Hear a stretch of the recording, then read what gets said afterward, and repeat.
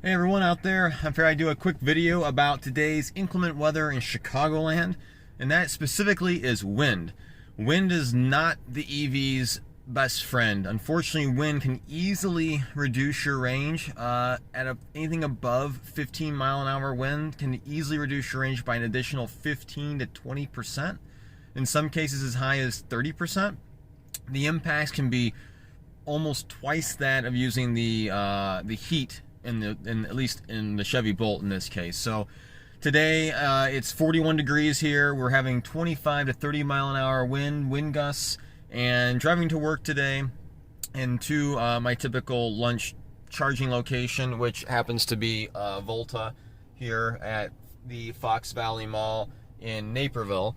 It's typically where I charge. I come here on lunch, spend about 40 minutes, walk the mall. Sometimes I have lunch or buy the stupid odd and end because I'm stuck at a mall, which is I think their whole plan anyway.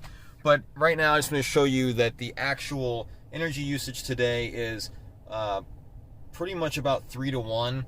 Granted, it's 41, the heat's set to 72 this whole time, and you can see my climate controls only use 14%. So my efficiency in general by the wind has been hurt by approximately, and you can see all the wind blowing out there, maybe even be able to hear it, but basically it really impacts the car.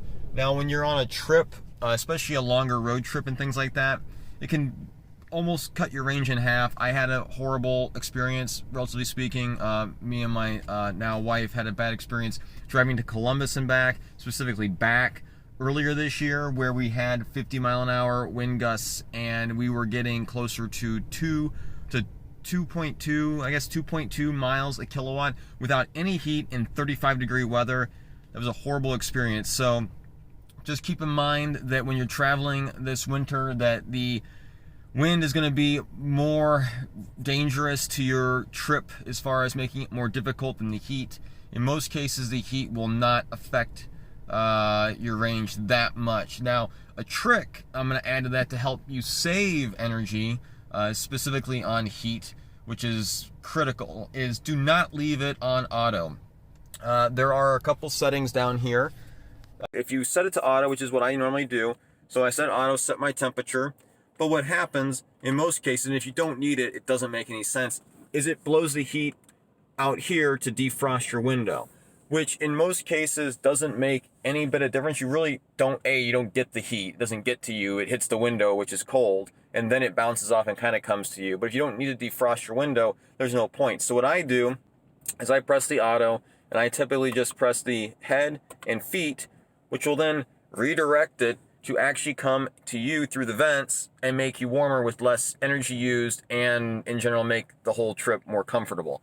So don't use the auto and let it blow out there unless you absolutely need to use the whole defroster or whatnot. You can always obviously turn that on as well. It's kind of weird to have all three on, but you can.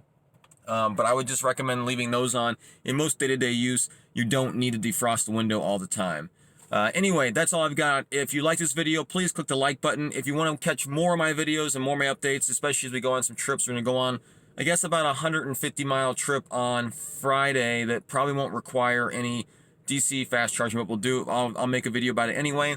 Please subscribe, hit the like button, hit the notification bell, throw some comments down below. If you have questions or ideas about videos, let me know if you got any ideas. I'd love to make them for you.